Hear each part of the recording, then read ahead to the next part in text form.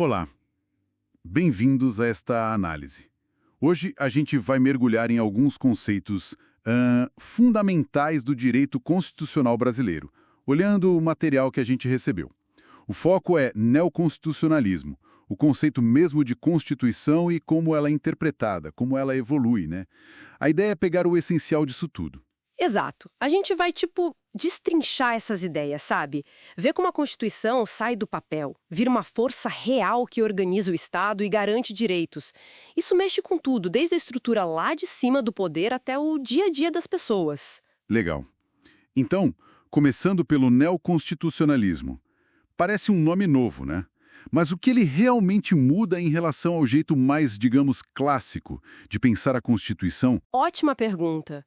O neoconstitucionalismo, que também chamam de pós-positivismo, é uma virada importante, sim. Não é mais só aquela ideia antiga de, limitar o poder do governo. O foco agora é muito na efetividade da Constituição, na força que ela tem de verdade, sabe? E principalmente em fazer valer os direitos fundamentais que estão ali.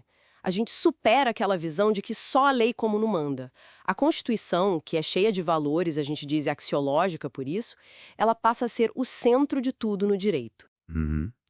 E isso quer dizer que a interpretação dos juízes, tribunais, ganha mais peso, certo? Com certeza. A interpretação judicial, né, especialmente a do STF aqui no Brasil, vira peça-chave para dar sentido prático a esses valores, a esses princípios constitucionais. Muitas vezes eles têm que aplicar isso em situações novas, que o legislador nem imaginou na época. Faz todo sentido. E sobre a Constituição mesmo, o material fala em sentido material e formal. Como a gente pode entender essa diferença na prática? Poderia explicar um pouco? Claro! Basicamente, assim, no sentido material, o que importa para uma norma ser constitucional é o assunto dela, o conteúdo. São as regras sobre como o Estado se organiza, como os poderes funcionam, os direitos fundamentais, o núcleo duro, vamos dizer. E o interessante é que, por essa lógica, uma norma com esse tipo de conteúdo poderia, em tese, até estar fora do texto oficial da Constituição. Sério? E o sentido formal, como fica? Já no sentido formal, o critério é outro. É como a norma foi feita, o processo. Se uma regra entrou na Constituição por aquele caminho especial, mais difícil, mais rígido que o das leis normais, ela é constitucional por causa da forma. Não importa tanto o assunto dela, entende? Ah, entendi. E aí que entra aquele exemplo curioso que o material traz, né, do Colégio Pedro II. Exatamente, aquele artigo 242, parágrafo 2º. Ele manda manter o Colégio Pedro II como federal. Se a gente olhar só o conteúdo, bom, dificilmente seria algo essencialmente constitucional, né? Mas está lá. Por quê? Porque foi colocado por meio de emenda, seguindo o processo formal. É um exemplo claro de norma que é constitucional pela forma. E, claro, tem outras classificações também, né? Tipo escrita ou baseada nos costumes, ou mais curta, como a americana, versus a nossa, que é bem detalhada, analítica. Isso leva para uma questão bem interessante que os textos abordam. Como a Constituição, sendo um documento escrito, consegue se adaptar com o tempo? Falam de mutação constitucional e da diferença entre regras e princípios. Isso, a mutação constitucional. É um processo mais sutil, quase invisível às vezes. Muda o significado da norma constitucional, mas sem alterar o texto escrito. Nenhuma vírgula muda. Isso acontece pela interpretação dos tribunais, que vai mudando com o tempo, ou até por mudanças nos costumes da sociedade, que fazem a gente entender aquela norma de um jeito diferente. Ah, entendi. E é super importante não confundir isso com reforma constitucional, tá? A reforma é quando mudam o texto mesmo, por emenda, com todo aquele processo formal no Congresso. Certo, ficou clara a diferença. E sobre regras e princípios? Os dois são normas, mas eles funcionam diferente na hora de interpretar, né? Exatamente. Os dois são tipos de norma jurídica, sim, mas a estrutura e o jeito de aplicar são bem diferentes. As regras são mais, digamos, objetivas. Elas descrevem o que pode, o que não pode, o que é obrigatório. A aplicação é mais direta, por subsunção. Você vê se o caso concreto se encaixa na descrição da regra. É quase um sim ou não, um liga-desliga. E os princípios? Já os princípios, eles são mais abstratos, eles trazem valores importantes, dignidade, igualdade, razoabilidade, proporcionalidade. E quando eles entram em conflito num caso, que acontece bastante, a gente não anula um por causa do outro. A solução vem pela ponderação. É um balanceamento cuidadoso para ver qual princípio pesa mais naquela situação específica. Muitas vezes a gente usa ferramentas como o postulado da proporcionalidade para ajudar nisso. Entendi. E aquela ideia de derrotabilidade ou defeatability, isso não acaba enfraquecendo as regras? Boa questão. A derrotabilidade é um conceito mais específico, mais técnico. A ideia é que, mesmo uma regra que parece ter aplicação automática, pode excepcionalmente ser deixada de lado num caso concreto. Isso se a aplicação literal dela for levar a um resultado muito, muito injusto que viole de forma grave um princípio ou o valor fundamental que está por trás. Mas olha, é crucial entender. Isso é exceção da exceção, tá? Só em situações muito particulares, muito bem justificadas. Não é uma licença para ignorar a regra quando a gente acha conveniente. Certo. Então, para a gente resumir um pouco nossa conversa, fica bem claro que a Constituição não é só um documento parado no tempo, né? As definições, as classificações são importantes, claro, mas o poder dela está mesmo nessa capacidade de evoluir, seja mudando o texto formalmente ou por essa dinâmica da interpretação que busca realizar os valores dela. Algo bem na linha do neoconstitucionalismo que a gente falou no começo. Perfeito. E talvez a reflexão final que os materiais nos deixam é justamente sobre essa tensão, né? Que existe sempre. Como a gente equilibra a necessidade de ter estabilidade, de ter segurança jurídica que o texto escrito tenta dar, com a necessidade de adaptar, de fazer justiça no caso concreto, que é o que a interpretação, a mutação, a ponderação tentam buscar.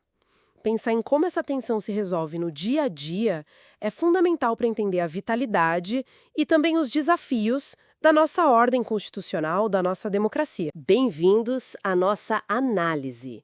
Hoje a gente mergulha em alguns pilares do direito constitucional aqui do Brasil, né? Exatamente. Vamos falar de como a Constituição nasce, como as regras dela funcionam de verdade no dia a dia e como a gente protege ela. Isso. E para guiar a conversa, usamos ideias de uma obra de referência bem importante, que cobre poder constituinte, eficácia das normas e também o controle de constitucionalidade. Temas essenciais, sem dúvida. A missão aqui é tentar descomplicar um pouco esses assuntos, né? Deixar mais claro. Então, para começar, o que é esse tal de poder constituinte? De onde vem a Constituição, afinal? Olha, de forma simples, é o poder de criar ou de mudar uma Constituição. A gente divide ele basicamente em dois tipos. Quais são? 38, que fez a nossa Constituição atual. Esse é o poder que começa tudo do zero, sabe? Ah, o que cria mesmo. Isso. Ele é considerado inicial porque funda uma nova ordem jurídica. É ilimitado juridicamente falando porque não precisa seguir regra de Constituição antiga. E é incondicionado, não está preso a nenhuma forma ou processo prévio. Entendi. Tipo, carta branca para criar as regras do jogo. Mas tem outro, você disse. Sim, tem o poder constituinte derivado. Esse já é diferente. Ele é criado pelo originário e está previsto na própria Constituição. Para quê? Qual a função dele? A função dele é reformar a Constituição que já existe. É o poder que faz as emendas constitucionais, por exemplo. Ou também para organizar os estados fazendo as constituições estaduais. Ah, então ele não pode tudo. Não mesmo. O derivado é limitado e condicionado. Ele tem que seguir as regras e os limites que a própria Constituição Federal impõe para ele poder atuar. Não dá para sair mudando qualquer coisa de qualquer jeito. Faz sentido, né? Para dar uma estabilidade. Ok, então a Constituição foi criada. Mas aí, todas as normas dela, todos os artigos, já saem valendo 100%? É tudo para ontem? Não exatamente. Aí que entra uma classificação importante, que é a da eficácia das normas constitucionais. Nem toda norma pega do mesmo jeito ou ao mesmo tempo. Como assim? A gente tem normas que são de eficácia plena. Essas, sim, produzem todos os seus efeitos assim que a Constituição entra em vigor. Não precisam de nenhuma lei complementar para funcionar. Muitos direitos individuais são assim, tipo a liberdade de ir e vir. Ok, essas são diretas. E as outras? Aí temos as de eficácia contida. Elas também valem desde o início, produzem efeitos, mas a própria Constituição autoriza que uma lei futura possa, digamos, restringir um pouco o alcance dela. Como um ajuste. Exato. Um exemplo clássico é a liberdade de profissão. O direito existe e vale, mas uma lei pode vir e exigir qualificações, né? Tipo, para ser advogado precisa passar na OAB, para ser médico precisa do diploma e registro. A lei não cria o direito de trabalhar, mas limita o seu exercício. Entendi. Plena vale tudo de cara, contida vale, mas pode ter um freio. Falta alguma. Falta. As de eficácia limitada. Essas são as que mais dependem de outra lei para produzir seus principais efeitos. A Constituição até prevê um direito, um programa, mas ele só vai funcionar na prática, ou funcionar completamente, depois que o Congresso fizer uma lei regulamentando aquilo. Então fica meio que na promessa. É, tipo isso. Um exemplo famoso foi o aviso prévio proporcional ao tempo de serviço. Estava na Constituição desde 88, mas só foi ter aplicação prática detalhada muitos anos depois, quando veio a lei específica. Nossa, isso é interessante. Quer dizer que um direito pode estar na Constituição e demorar anos para valer de verdade por falta de uma lei? Isso não gera uma insegurança? Gera debate, com certeza, e às vezes leva até a medidas judiciais para forçar o Congresso a agir, como um mandado de injunção, por exemplo. Mas essa classificação mostra que a Constituição é também um plano, né, que depende de ações futuras dos poderes. Compreendi. Então, beleza, temos a Constituição criada pelo Poder Constituinte, entendemos que as normas dela têm forças diferentes de aplicação. Mas assim, na vida real, o que garante que as leis novas, as decisões do governo, respeitem a Constituição? Como se fiscaliza isso? Ótima pergunta. É aí que entra o famoso controle de constitucionalidade. São os mecanismos que a gente tem para checar se uma lei ou um ato do poder público está de acordo com a Constituição. E como funciona esse controle? No Brasil, o sistema é considerado misto. A gente tem duas formas principais. Primeiro, o controle difuso. Difuso? Esse pode ser feito por qualquer juiz ou tribunal, em qualquer processo. Se um juiz, analisando um caso concreto, uma briga entre duas pessoas, por exemplo, achar que a lei que ele deveria aplicar naquele caso é inconstitucional, ele pode simplesmente deixar de aplicar a lei só para aquele caso. Então a decisão vale só ali, naquele processo específico. Isso, em regra, vale só inter partes, ou seja, entre as partes daquele processo. Não anula a lei para todo mundo. Entendi. E a outra forma? A outra forma, para o controle concentrado. Esse é feito principalmente pelo Supremo Tribunal Federal, o STF, e também pelos tribunais de justiça quando a questão envolve a Constituição do Estado. E qual é a diferença? Aqui a coisa é diferente. A análise não é de um caso concreto, mas da lei em tese, de forma abstrata. Existem ações específicas para isso, como a ADI, Ação Direta de Inconstitucionalidade. Já ouvi falar. Para derrubar uma lei, né? Exato. Ou a ADC, Ação Declaratória de Constitucionalidade, que é para confirmar que uma lei é válida mesmo. E tem também a ADPF, Arguição de Descumprimento de Preceito Fundamental, que serve para proteger os princípios mais básicos da Constituição contra qualquer ato do poder público. E a decisão do STF nessas ações? Aí o efeito é geral, erga omnes, vale para todo mundo, e é vinculante, ou seja, todos os outros juízes e a administração pública têm que seguir aquela decisão do Supremo. Bem mais forte, então. E tem uma regra importante nisso aí, né? Algo sobre o plenário dos tribunais. Fundamental. É a cláusula de reserva de plenário que está lá no artigo 97 da Constituição. O que ela diz? Ela diz que os tribunais, não o juiz sozinho lá na primeira instância, mas os tribunais só podem declarar que uma lei é inconstitucional pelo voto da maioria absoluta dos seus membros ou do seu órgão especial. Pra que isso? Para evitar que uma decisão tão séria como derrubar uma lei feita pelo Congresso seja tomada por um grupo pequeno de desembargadores, tipo uma turma ou câmara. Exige um debate maior, um consenso mais amplo dentro do tribunal. Dá mais segurança jurídica. Como essas regras pegam, em ritmos diferentes. E o controle de constitucionalidade é o sistema de fiscalização que pode ser caso a caso, difuso ou geral, concentrado, com garantias como a reserva de plenário nos tribunais. Perfeito. É essa a estrutura básica. E é muito interessante observar como tudo isso funciona junto. O próprio STF, quando interpreta a Constituição e faz o controle, acaba participando de um processo que alguns chamam de mutação constitucional. Mutação? Como assim? O texto da Constituição continuou o mesmo, ninguém mexeu nele. Mas a interpretação que o judiciário dá para aquele texto vai mudando com o tempo, se adaptando às novas realidades sociais, sabe? É a Constituição viva. Fascinante isso. E nos deixa com uma questão para pensar, né? Como é que um sistema com tantos mecanismos, com normas de eficácia diferente, com controle difuso, concentrado, como ele consegue achar o equilíbrio entre a rigidez que a Constituição precisa para ser estável e a flexibilidade para acompanhar uma sociedade que muda o tempo todo? Fica aí a reflexão. Arquitetura do poder aqui no Brasil. Sabe, como ele se organiza no território entre as diferentes funções do Estado. Vamos explorar, assim, a lógica por trás do nosso federalismo e daquela famosa separação de poderes, usando como base uns capítulos de referência em direito constitucional. Exato. A ideia é entender não só o desenho teórico, né, mas como isso funciona mesmo na prática. Desde como uma lei é feita até os controles entre legislativo, executivo, judiciário. Tudo com base nesse material. Certo, então vamos começar pelo começo, pelo federalismo. A Constituição diz que o Brasil é uma união, né, de estados, municípios, Distrito Federal, todos autônomos. Mas, assim, o que isso quer dizer na prática? Olha, na prática é tipo uma divisão de tarefas, sabe? Uma repartição de competências. Algumas coisas são só da União, tipo legislar sobre direito civil, essas coisas mais gerais. Aham. Outras são compartilhadas. Cuidar do meio ambiente, proteger o consumidor. Aí é o que a gente chama de competência concorrente.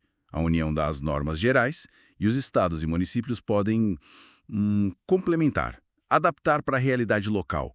Entendi. Isso, claro, gera debate, né?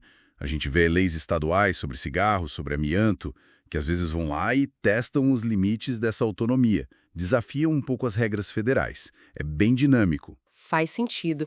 E aí, nessa divisão, entra a separação de poderes. A gente pensa logo em Montesquieu, aquela coisa clássica. Mas parece que hoje é um pouco diferente, né? É bem mais complexo. Hoje a gente fala mais em freios e contrapesos, o tal do checks and balances. O artigo 2º da Constituição fala que os poderes são independentes, mas também harmônicos. Não é um isolamento total, de jeito nenhum. Harmônicos. Isso. Cada um tem sua função principal, né? Legislar, administrar, julgar. Mas, ao mesmo tempo, tem ferramentas para, digamos, fiscalizar e até influenciar os outros. É menos uma parede e mais uma rede de controles para buscar um equilíbrio.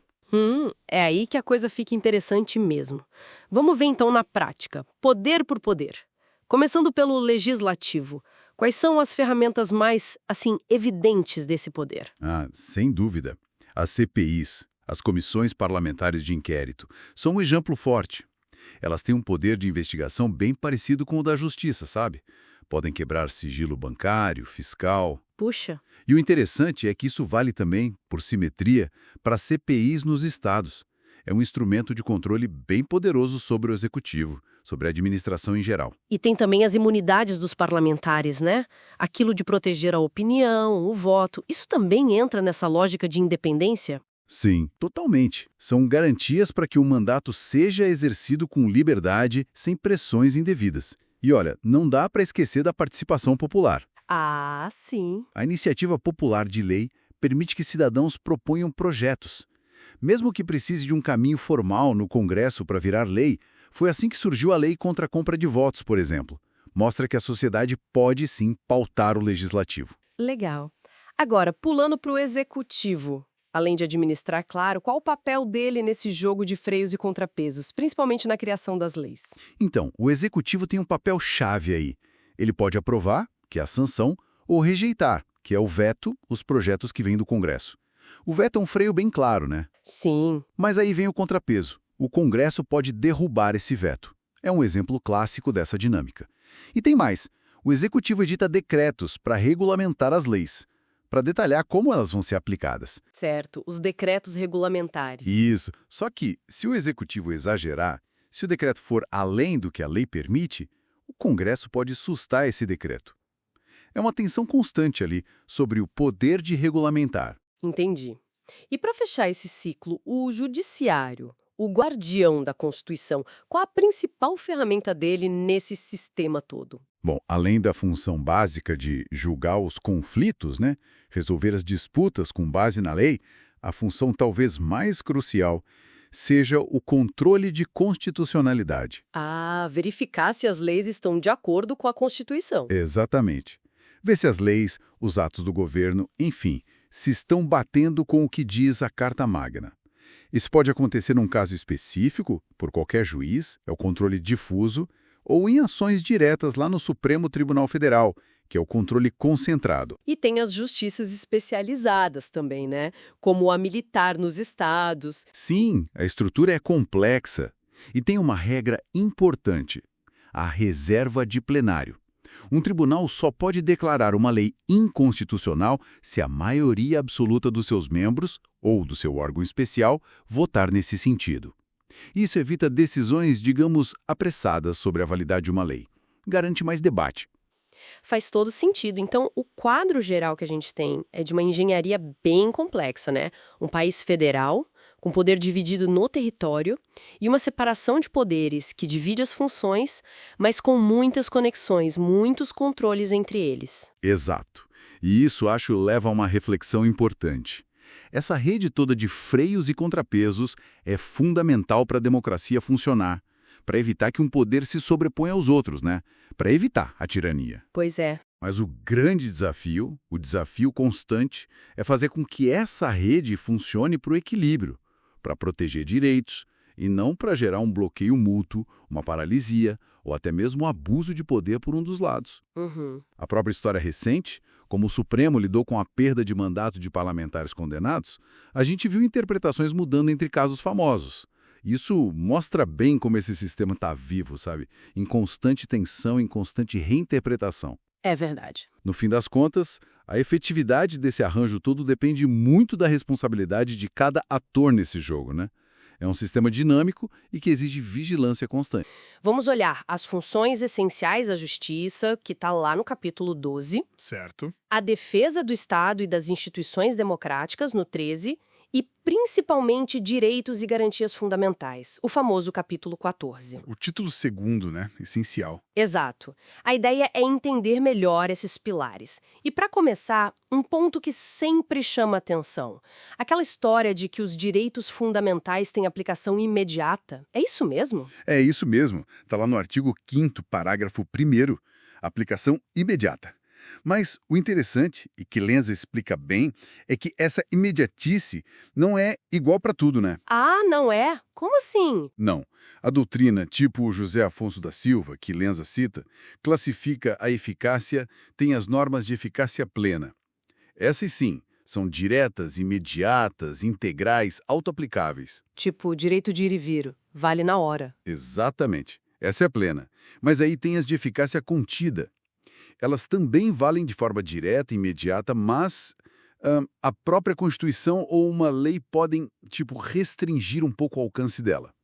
Restringir como? Dá um exemplo. Claro, o clássico é a liberdade de profissão. Você tem o direito, mas a lei pode exigir uma qualificação, né? Um diploma, uma inscrição na OAB, por exemplo. Ah, entendi. O direito existe, mas tem uma condição. Isso. A norma está valendo, mas pode ser contida. E, por último, tem as de eficácia limitada. Essas precisam de uma outra lei, uma regulamentação, para produzir todos os seus efeitos. Certo. Lembra do aviso prévio proporcional?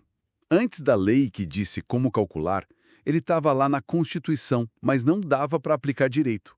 Precisou da lei. Nossa, que interessante essa gradação. Então, a aplicação imediata tem essas camadas. E Lenza também fala bastante das dimensões de direitos, né? Ou gerações? Sim, sim. Isso ajuda a gente a entender a história, a evolução. A primeira dimensão ou geração são os direitos civis políticos. O foco é na liberdade contra o Estado. O Estado não pode fazer, sabe? Abstentismo. Direitos de defesa, né? Isso. Já a segunda dimensão é o contrário. São os direitos sociais, econômicos, culturais. Aí o Estado precisa agir. Tem que dar saúde, educação. É uma postura ativa, intervencionista. E o Lenza até menciona a Constituição de 34 no Brasil como um marco disso, né? Exato. Foi quando esses direitos sociais entraram com mais força aqui.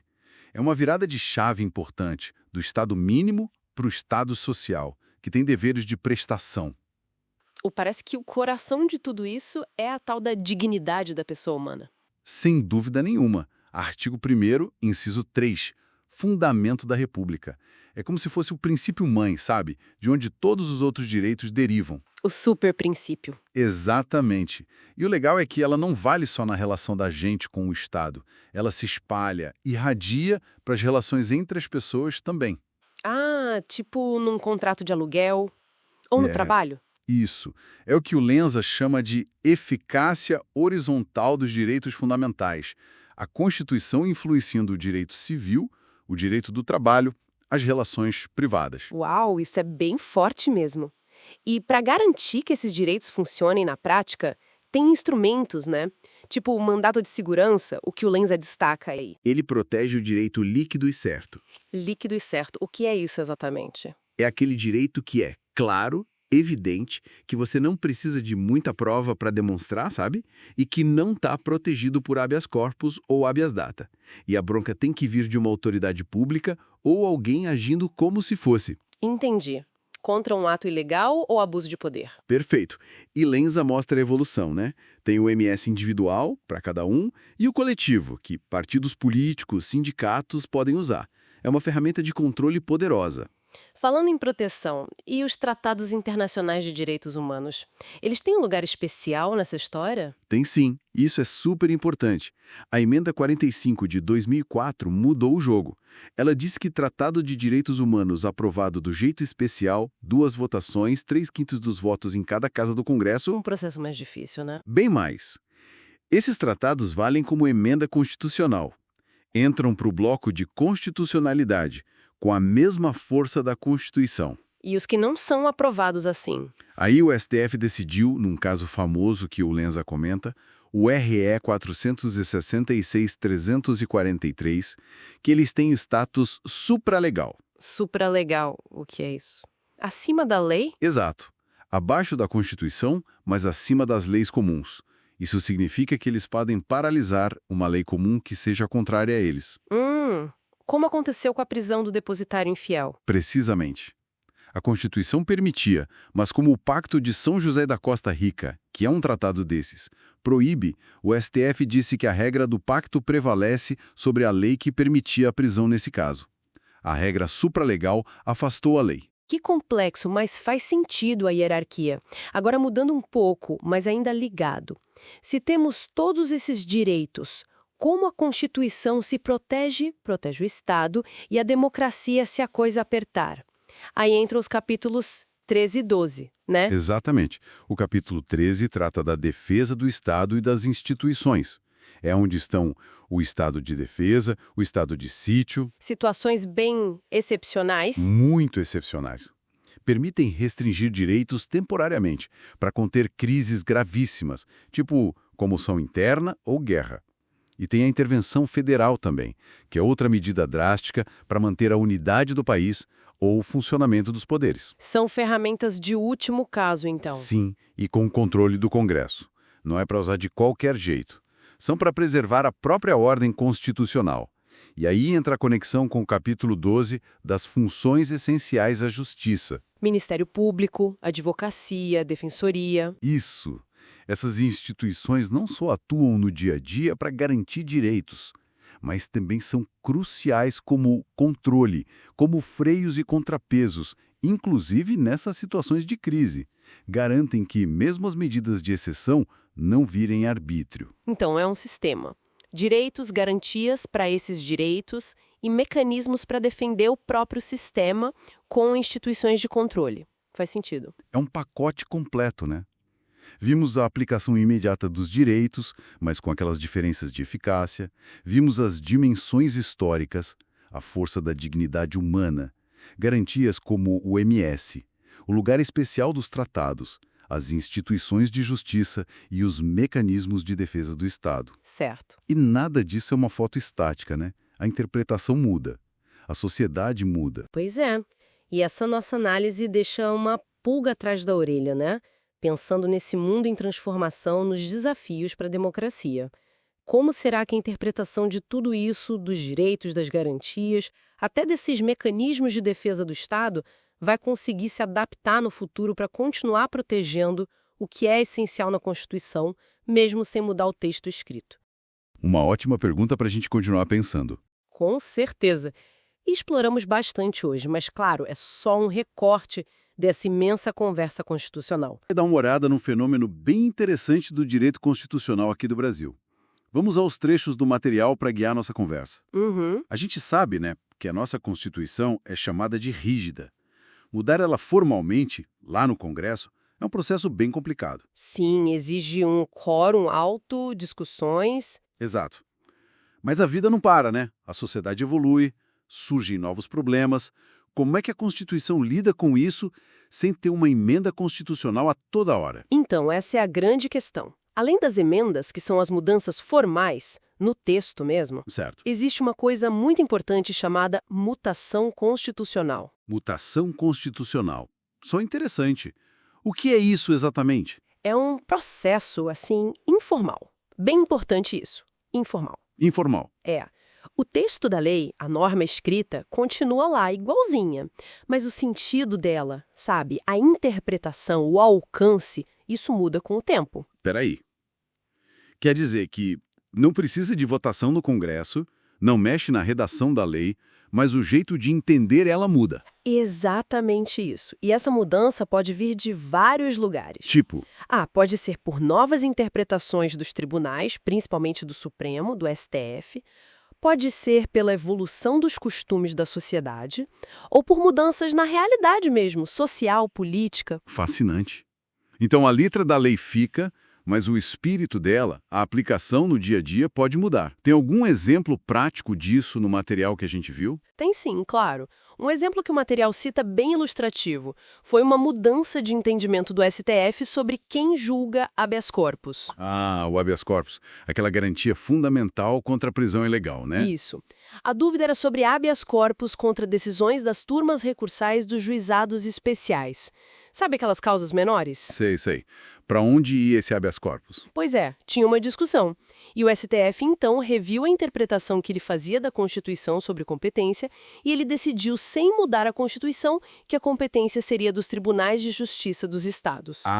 Então peraí. A Constituição não foi emendada nesse ponto. Nada, nenhuma vírgula mudou na parte de competência. Mas o STF disse, a partir de agora, a gente interpreta essa regra de outro jeito. Exatamente. Na prática, a regra de para onde mandar o habeas corpus mudou por causa dessa nova interpretação. Isso é mutação constitucional pura. A aplicação da lei mudou para quem precisa dessa garantia. Entendi. Realmente interessante. Então não é só o STF que causa isso, né?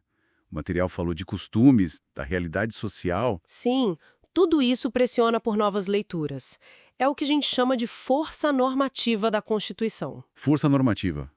Para ela não ficar só no papel, né? Exato.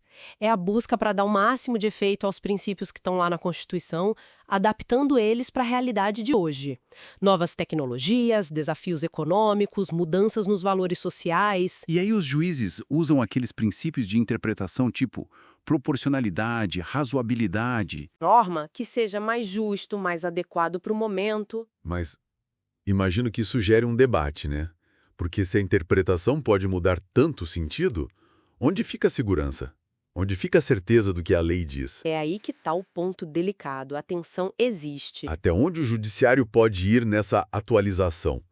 Não corre o risco de ele começar a fazer o papel do Congresso, que é quem deveria mudar a lei formalmente? Essa é a crítica. O material até menciona o risco do panprincipiologismo. Panprincipiologismo, o que seria isso? Seria um uso talvez exagerado ou até meio solto de princípios muito gerais para justificar qualquer decisão. Alguns chamam isso de decisionismo. Quando a decisão parece mais à vontade de quem julga do que a aplicação da regra. Exatamente. Isso pode gerar imprevisibilidade e insegurança jurídica. Por isso o debate sobre os limites é tão importante. É uma linha bem tênue entre interpretar para adaptar e interpretar para, basicamente legislar na prática. Faz todo sentido. É um equilíbrio difícil. Manter a Constituição firme como uma base, mas ao mesmo tempo permitir que ela respire e se adapte às mudanças. Sem dúvida. Isso mostra que a Constituição não é um documento antigo e empoeirado, ela é viva. Ela está em constante diálogo com a sociedade, com quem interpreta ela. A mutação mostra essa dinâmica. Fica bem claro, então. A nossa Constituição evolui não só quando o Congresso aprova uma emenda.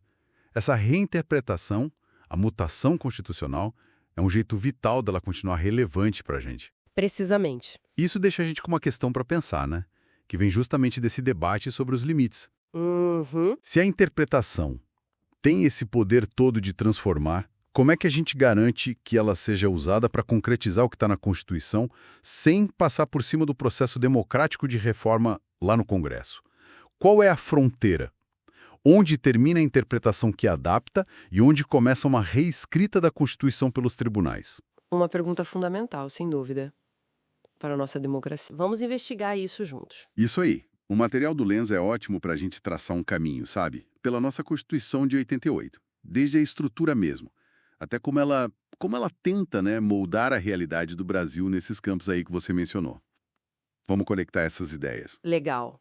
Começando então pela organização. O Lenza destaca bem a separação dos títulos, né?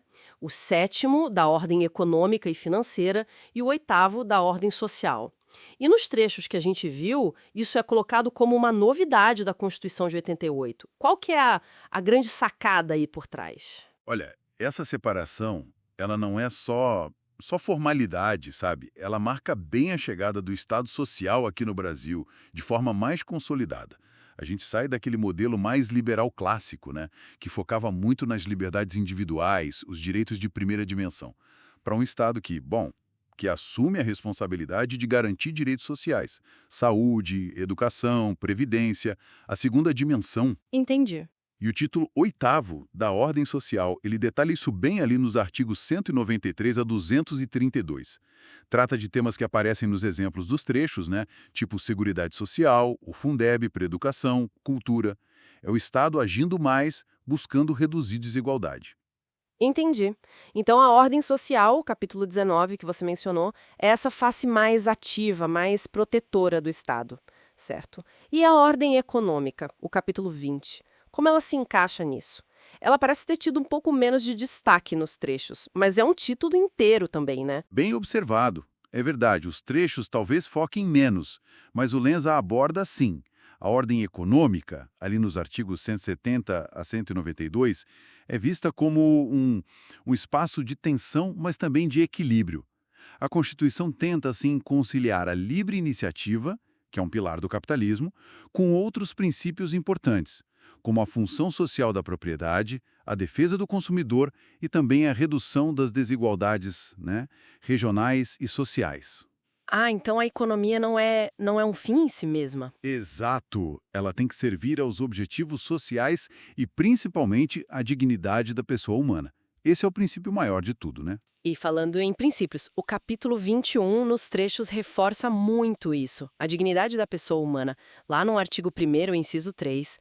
Como que o Lenza mostra que isso vai além de ser só uma frase bonita? Que influencia mesmo o direito no dia a dia? Ele conecta isso com o que a gente chama de direito civil constitucional. A ideia é que a Constituição ela não fica só lá para o direito público, sabe? Ela irradia os valores dela, especialmente a dignidade humana, para tudo. Para as relações privadas também. Contratos, família. Ah, interessante. É uma das caras do neoconstitucionalismo que o Lenza explora bem. A Constituição no centro de tudo, valendo de verdade, com força normativa, não só como um documento político, entende? Entendi. Esse ponto do neoconstitucionalismo é chave, então. Não basta a Constituição dizer, ela tem que valer na prática. E como isso aparece na questão da aplicabilidade das normas? Os trechos mencionam isso também. Exatamente. O Lenza ilustra bem com a classificação das normas. Tem aquelas de eficácia plena, né, que valem na hora, direto, como o exemplo da gratuidade do transporte para idosos, lá no 230, parágrafo 2º. É um direito direto. Uhum. Mas tem outras, as de eficácia limitada, tipo o aviso prévio proporcional, no artigo 7º. Esse, segundo o próprio STF, precisou de uma lei, anos depois, para ter feito completo. Nossa, demorou então. Pois é, isso mostra o desafio, né? Transformar a promessa que está na Constituição em direito efetivo, na prática. Essa busca pela efetividade parece ser um fio condutor aqui. E para que o Estado funcione e consiga entregar essas promessas, aí entra a administração pública e os controles dela, que é o tema do capítulo 22, o que o Lenza destaca ali. Nos trechos, o foco vai muito para os mecanismos de controle, que são essenciais para accountability, para prestação de contas, né? O Lenza diferencia bem o controle externo, que é feito principalmente pelo TCU, o Tribunal de Contas da União, que fiscaliza gastos, contratos, essas coisas, do controle interno, que fica a cargo de órgãos como a CGU, a Controladoria Geral da União. Certo. E o interessante é notar que o Lenza e a jurisprudência do STF que ele cita mostram que esses controles não são rivais. Eles se complementam. O TCU, por exemplo, o STF entende que ele tem até poderes implícitos, como dar cautelares, para garantir que a fiscalização dele funcione mesmo. Então, para a gente ir amarrando as pontas, os trechos do Lenza que a gente viu mostram uma Constituição bem ambiciosa. Ela estrutura uma ordem social que busca proteger, tenta equilibrar a ordem econômica com valores sociais, se baseia muito na dignidade humana como princípio fundamental, né? E ainda cria mecanismos de controle na administração para tentar fazer tudo isso acontecer de verdade. Exatamente isso. Revela a Constituição como um projeto ainda em construção, sabe? Cheio de tensões entre o que está escrito, o ideal e os desafios de aplicar isso na prática. A interpretação e essa busca por concretizar os direitos e os controles, elas são constantes. Vão moldando o direito e a sociedade o tempo todo. Pois é. E fica até uma questão interessante para a gente pensar, né, baseado nessa análise toda. Se a Constituição depende tanto dessa interpretação, dessa ação posterior para virar realidade, como é que a gente garante que o espírito original da ordem social e da ordem econômica de 88 não acabe se perdendo ou se diluindo nas disputas políticas do dia a dia, na complexidade da máquina administrativa? Fica aí a reflexão.